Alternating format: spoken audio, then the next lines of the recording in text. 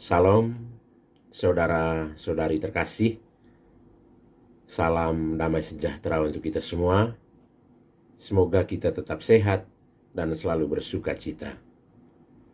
Kita berjumpa lagi dalam renungan Lentera Jiwa pada Hari Raya Epifani, Hari Raya Penampakan Tuhan Yesus, hari Minggu 8 Januari 2023. Hari Raya Epifani atau Hari Raya Penampakan Tuhan dikenal juga dengan Pesta Tiga Raja. Dalam tradisi gereja, tiga raja yang datang dari timur, para Majus, dikenal dengan nama Melkior, Gaspar, dan Baltasar. Mereka datang dari dunia timur, mewakili bangsa lain, manusia yang terbuka hati bagi kasih karunia dan sabda Allah. Ada beberapa poin penting yang mau kita renungkan pada perayaan Hari Raya Epifani hari ini. Pertama, angkatlah mukamu. Nabi Yesaya mengingatkan kita, angkatlah mukamu dan lihatlah ke sekeliling. Kita tidak bisa hanya menunduk saja dalam hidup ini. Orang yang selalu tertunduk sedang memperlihatkan rasa putus asa, tidak berpengharapan, mudah menyerah dengan apa yang dihadapi dalam hidup.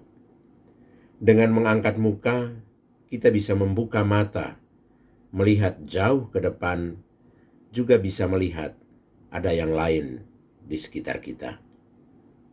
Banyak orang jatuh terperosok dalam lubang karena asik berkutat dengan diri sendiri. Orang yang hanya melihat diri tidak bisa membuka hati pada sesama dan tidak bisa melihat situasi dan kondisi yang terjadi di sekitarnya. Lebih dari itu, kita mesti angkat muka, menatap ke langit, melihat ke Dia yang ada di tempat yang maha tinggi, yang datang melimpahi kita dengan berkat-Nya. Saudara-saudari terkasih, hal kedua yang penting dari bacaan-bacaan suci hari ini dan juga perayaan hari ini, yakni para Majus setelah mengangkat muka dan melihat bintang kelahiran Al-Masih, mereka pergi keluar dari kampung halaman, keluar dari zona nyaman hidup mereka, dan pergi bertualang. Eksodus, pergi keluar. Kalau tidak keluar dari diri dan dari kampung halaman, para Majus tidak akan pernah berjumpa dengan Yesus Al-Masih. Agar bisa menjadi misionaris, pertama-tama kita mesti keluar dari diri, bereksodus, agar bisa berjumpa dengan yang lain. Memang tidak gampang, karena ketika kita keluar dari kenyamanan diri, kita pasti akan mendapat tantangan dan hambatan.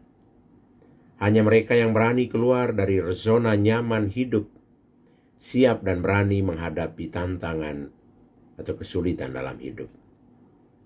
Hal ketiga, melihat dengan penuh kasih. Para Majus melihat bintang dan akhirnya melihat juga Raja Damai yang lahir. Mereka melihat dengan penuh kasih, melihat dengan hati. Dalam kesederhanaan tempat lahir Yesus, dalam kesederhanaan Yosef dan Maria, mereka menemukan pancaran kasih Allah yang maha agung. Hanya yang melihat dengan kasih, melihat dengan mata hati, akan melihat secara berbeda apa yang tampak secara kasat mata. Hanya orang yang melihat dengan kasih akan melihat suatu nilai penting di balik penampilan-penampilan lahiriah, wajah-wajah lusuh, wajah penuh guratan lelah karena perjuangan hidup.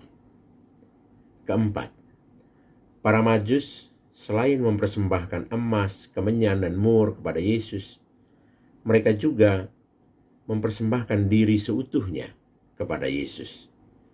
Para Majus persembahkan segala hartanya kepada Yesus. Kita juga diajak untuk setelah melihat dengan penuh kasih, kita memberi diri, memberi hati sebagai tanda korban dan persembahan diri kita. Kita mesti berani dan rela mempersembahkan diri untuk kepentingan banyak orang. Saudara-saudari terkasih, hal kelima yang mau kita renungkan adalah bagian terakhir dari Injil Matius, yaitu Matius 12 ayat 12. Pulanglah mereka ke negerinya melalui jalan lain. Ini juga menjadi pesan Natal tahun 2022 yang dikeluarkan oleh KWI dan PGI. Pulanglah mereka ke negerinya melalui jalan lain. Perjumpaan kita dengan Yesus dalam perayaan Natal kiranya memberi kekuatan kepada kita untuk berani mengambil jalan lain. Jalan lain dapat dipahami secara rohani. Sesudah bertemu Yesus, orang tidak lagi menjalani hidup dengan cara yang lama, tetapi dengan cara baru. Kita menjadi manusia baru. Dengan demikian, Natal juga mengajak kita untuk merenungkan jalan baru dan kreatif dalam mewartakan kasih Tuhan kepada sesama dan semua makhluk ciptaan. Tuhan Yesus meninggalkan kemuliaannya, menempuh jalan turun, agar kita meninggalkan jalan lama penuh tanjakan dan kembali menempuh jalan turun, jalan kerendahan hati, jalan kesederhanaan. Itulah jalan lain menuju Bethlehem yang damai. Kita mesti mencari jalan lain, menemukan jalan keluar dari kesulitan hidup kita. Murid-murid Yesus yang terbuka hatinya, yang mau keluar eksodus dari zona nyaman, yang mau melihat dengan kasih, akan selalu hadir sebagai solusi bagi sesama. Hidup yang bermakna selalu dipenuhi dengan upaya-upaya menemukan jalan keluar, sebuah jalan lain untuk mencapai hidup yang lebih baik dari waktu ke waktu. Dengan semua ini, saya yakin kita semua sanggup menjadi bintang misioner bagi orang lain dalam hidup kita setiap hari.